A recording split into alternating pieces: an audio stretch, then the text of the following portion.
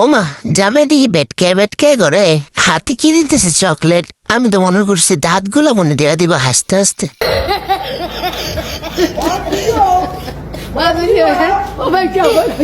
কিন্তু আজকে তো আমার রান্না করতে হবে।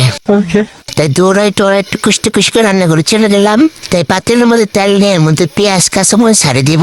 এরপর এগুলো লাড়াতে চড়াতে লাল বানাই ফেলবো। এরপর হলুদ গুঁড়া, মরিচের গুঁড়া আরো বেশি দিব, লবণও দিব, দিতে থাকবো। দিতেই আসি জিরার গুঁড়া দিতেছি, দিতেই থাকবো। আদা বাটা দিছি, রসুন বাটা দিছি, আরো দিব, দিতেই থাকবো। এরপর পানি দিব। কিন্তু কেন দিব? কষানোর জন্য, ঠিক আছে। এরপর লাড়াবো, টুকুস করে লাড়াবো। এরপর আবার কষাবো।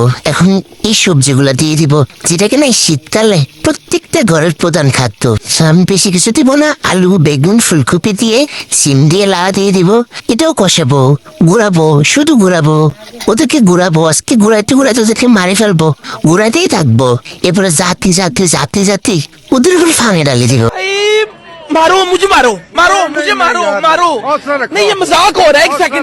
ঝুলঝুল করে তরকারিটা সিদ্ধ হয়ে গেলে তারপর 2-3টা মাছ ভাজি দিয়ে দিচ্ছি, আর টমেটো দিয়ে দিচ্ছি, ধনেপাতাও দিয়ে দিচ্ছি।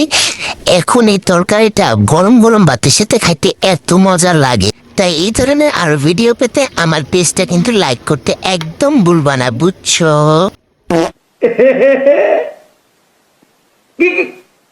क्या